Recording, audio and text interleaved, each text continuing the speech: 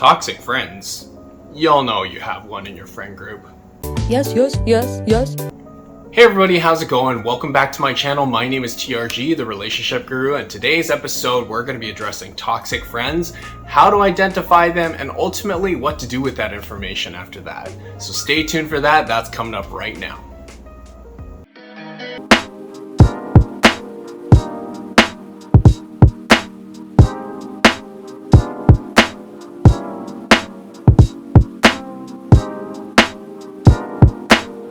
So guys, toxic friends, we all have them. You've had them, I've had them. It's something that's plagued all of us. So recently in my friend group, we've actually had to get rid of one of our friends that was pretty toxic amongst the group for a consistent amount of time. And it really got me thinking that a lot of you guys at home and viewers have probably had similar situations and been associated with someone that's really brought a lot of toxicity in their lives. You might not even know it, to be honest with you. You might be watching this video, making excuses for them ad nauseum, protecting them, defending them, and we come up with all these excuses in the book when the reality is, that they're toxic. That's really the end all and be all about it. It's staring us right in the face. So let's really talk about, some of the things that we experience when we're around toxic people. Toxic people can come in many forms, different shapes and sizes, of course. You can get people that are constantly undermining your authority, that are super jealous and envious of you, that set you up for failure all the time, set you up for embarrassment, are super flaky. My favorite one, if you can call a favorite, is the drunk DD friend that constantly calls you because they know that you don't drink, that you are going to be the designated driver, and not only that, you're going to be the babysitter for them at the club. I am all too familiar with that one. I hate that one. I refuse to be anyone's babysitter anymore, but I'm sure you've all experienced that. Other toxicity could be someone that's just really toxic in your partnership, right? Like with your boyfriend or girlfriend or your significant other, and emotionally abusive, psychologically abusive, physically abusive. They could be toxic in that way. They could really guilt you into a lot of things, pressure you to a lot of things. I'm sure that's happened all the time. It could come in all shapes and sizes, like I was mentioning, even your parents or close ones, loved ones. The thing that I find with a lot of toxic people is that they know they're toxic. They have probably been called out before through their various other friend groups or ex-friend groups. And they're usually really cunning about how they go about being toxic as well. They're very stealth about it. You often don't see it coming, or it might be really obvious, but you just don't see the signs or don't want to see the signs.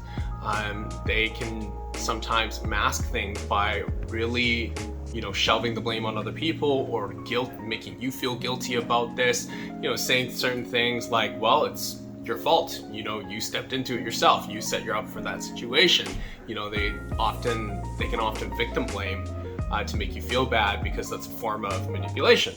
They really like to manipulate people. So if any of the above characteristics synergize with someone in your life, I would have red flags right now. You should probably too at home, because there's probably someone in your life that's toxic that you haven't kind of identified as being toxic. So I think that's the first and foremost thing to identify who's toxic in your life, and what characteristics there are of them being toxic. Second thing is really what to do with that information at the end of the day, right? So I can't speak to everyone's case. Everyone's case is going to be relative and different. My particular case, we had a friend in our group that was incredibly racist and misogynistic. Not necessarily against Asian Canadians, but against different races. And at first it kind of came off as like a casual joke, and the material just got harsher and harsher and more kind of disturbing, to be completely honest with you. And so I think the first tip that I wanted to give is you need to find out what the intent is, okay? Did this person actually mean to offend in this way? Or were they doing this because, they were brought up in a household that this was an accepted norm, a culture that this was an accepted norm? Do they have another friend group that actually thinks this material is funny? Are they going through something at home or at school that's causing them to lash out this way or be this certain way? There has to be intent behind someone's actions, and you want to try to identify that instead of just automatically persecuting them. I think everyone deserves a fair shake at things and an explanation. Of course, that doesn't justify their behavior whatsoever. I'm not saying that. It doesn't justify what they might say to you or say around other people to make you and your friends feel uncomfortable.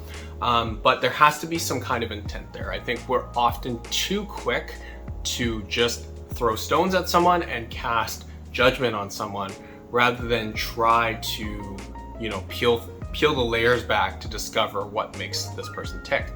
In this particular case, honestly, this has been going on for years that I've known this person on and off, and they've always made these kind of comments. So I knew that it was kind of ingrained in them. So number one tip, find out the intention.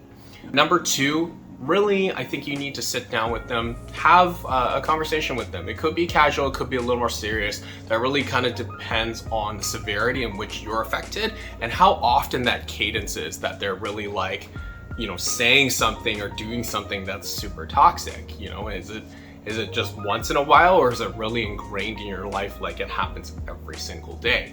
So I think that's really important. That's kind of established. Now, to have a conversation with them, I would honestly probably have a casual or more serious conversation, depending on the situation, and really talk to them about how that makes you feel. Hey, you know what? That makes me feel very uncomfortable, and these are the reasons why. I would appreciate it if you were hanging out with me, that you would actually stop that kind of behavior. Gauge their reactions, see what they have to say, and leave it at that. The third tip that I wanted to give, just patience really, and time. So some of these changes, you have to understand, they're not gonna happen overnight. Some of this behavior has really been learned by someone, and it's been ingrained with them possibly for years. In my particular case, for the time that I've known this person, probably over a decade, they've been like this through and through. Which means that this has probably pre-existed even me meeting this person, right? Or my friend group meeting this person.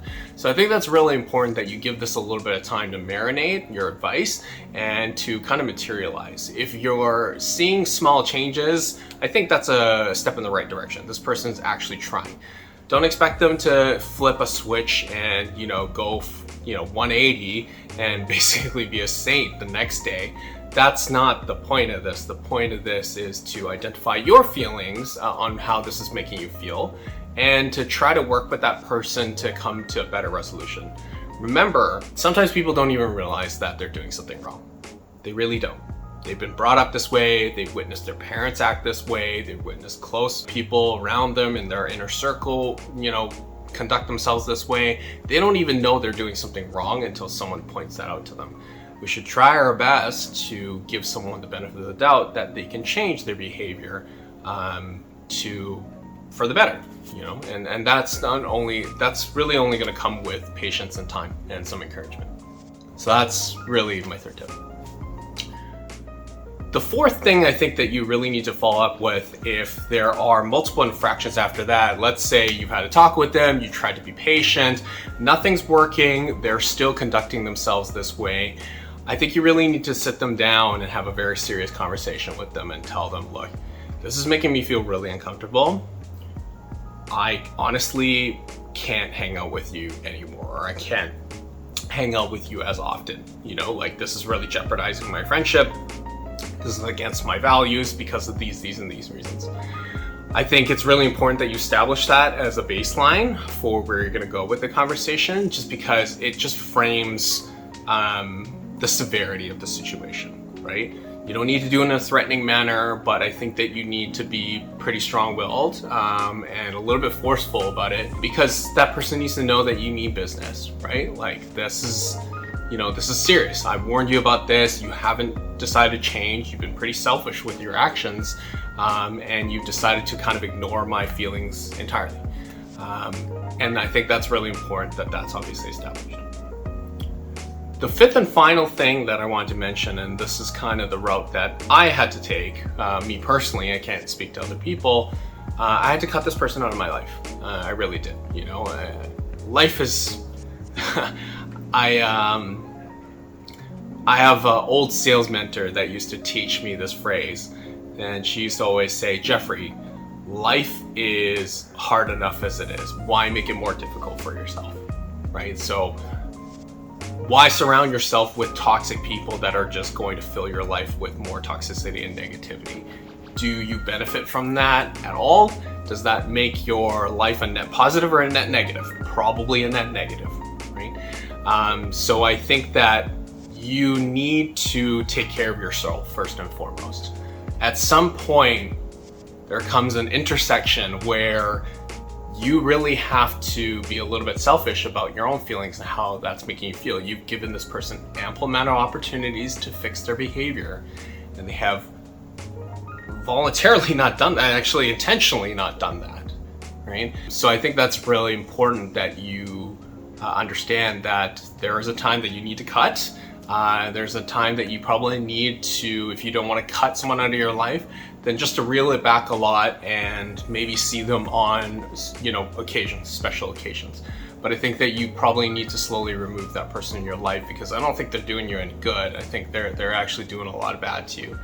And you'd be surprised how often when you remove someone like that from your life, you end up feeling like leaps and bounds better. I was actually talking to one of my subordinates today regarding this, and it was funny. We were having a conversation about this, and it's almost like a point of euphoria, like just complete clarity. You have this epiphany that this person's toxic. I need this person out of my life. And once you figure that out, even though that self-reflection was a painful experience, you almost sit back and just feel absolute relief. Like there's just this 10-ton weight that was lifted off your chest and your shoulders and everything like that. So when you realize those things, I promise you, when you do something about it and you have an actionable plan about it, you'll feel a lot better. You just have to stay the course and stick through with it.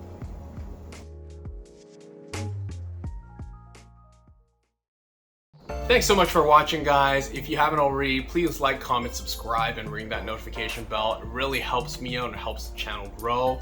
At the end of the day, like I was mentioning, we want to change the world one sub at a time. I can't do that without you. So if you have a loved one or a friend that you think would benefit from this video, please share that with them. It'd be greatly appreciated.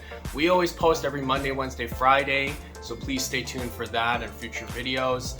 Please comment below about your experience with toxic friends. I want to hear from you guys as to what's going on and what experiences you've had, how you've navigated that.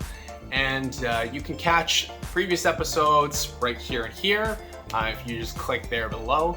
And yeah, TRG out. See you next week.